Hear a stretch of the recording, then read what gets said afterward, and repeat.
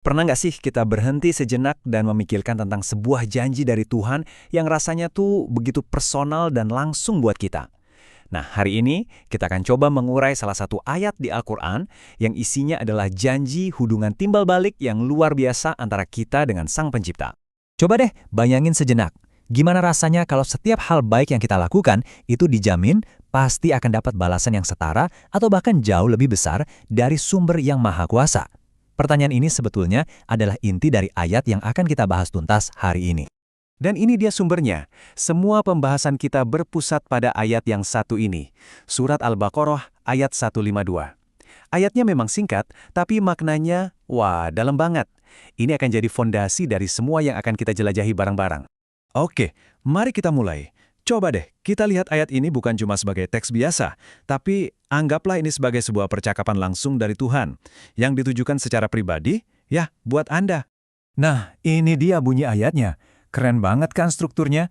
Dimulai dengan sebuah ajakan, langsung diikuti dengan janji yang luar biasa, terus diperkuat lagi dengan perintah kedua, dan ditutup dengan sebuah peringatan yang sangat penting. Yuk kita bedah satu persatu. Coba diperhatikan lagi, bahasanya itu personal banget ya. Ayat ini nggak bilang manusia harus mengingat Tuhan, tapi ingatlah kepadaku. Ini tuh seperti sebuah undangan langsung, sebuah obrolan pribadi antara kita dengan Sang Pencipta. Nah, sekarang kita masuk ke jantung dari ayat ini. Sebuah janji tentang hubungan timbal balik yang dijamin langsung oleh Tuhan. Ini dia inti janjinya. Sebuah hubungan sebab akibat yang sempurna. Ada syarat dari kita, yaitu ingatlah aku. Dan ada hasil yang dijamin, yaitu aku akan mengingatmu. Jadi tindakan kita ini secara langsung memicu respons darinya. Ini seperti sebuah persamaan spiritual yang hasilnya sudah pasti. Kunci utamanya ada di kata zikir. Ini bukan sekedar ingatan yang lewat begitu saja loh. Zikir itu adalah sebuah praktek yang sadar dan terus-menerus untuk menjaga Tuhan tetap hidup dalam pikiran kita, dalam hati kita, dan dalam setiap tindakan kita. Bisa dibilang ini adalah denyut nadi spiritual kita. Tapi, ayat ini nggak berhenti sampai dijanji untuk mengingat saja. Dari situ, ayatnya mengalir ke instruksi berikutnya. Sebuah panggilan untuk bersyukur. Sama seperti zikir, syukur di sini juga sebuah tindakan aktif. Ini bukan emosi yang pasif atau sekedar perasaan.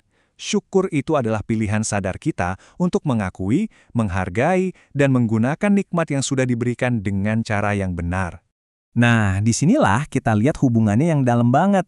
Kalau kita ibaratkan, mengingat atau zikir itu akarnya, dan bersyukur atau syukur itu adalah buahnya. Saat kita benar-benar sadar akan kehadiran dan anugerahnya, rasa syukur itu jadi respons yang alami, yang nggak bisa dihindari. Keduanya itu seperti dua sisi dari satu koin yang sama. Oke, sekarang kita sampai di bagian akhir dari ayat ini. Bagian yang menyajikan sebuah kontras yang sangat tajam dan sebuah pilihan yang jelas untuk kita. Jadi ayat ini seolah-olah menyajikan dua jalur yang berbeda. Di satu sisi, ada jalan syukur, jalan yang membangun koneksi kita lewat rasa terima kasih. Di sisi lain, ada jalan pemutusan hubungan, jalan penyangkalan nikmat. Pilihannya ada di tangan kita. Nah, ini poin yang penting banget untuk dipahami. Lawan dari syukur di sini bukan sekedar tidak berterima kasih. Kata yang dipakai adalah takfurun, yang akarnya dari kufur. Ini artinya lebih dalam, yaitu sebuah tindakan penolakan yang aktif, seolah-olah kita sengaja menutupi atau mengingkari kebenaran nikmat yang sudah kita terima. Oke, kita sudah bedah setiap bagiannya ya.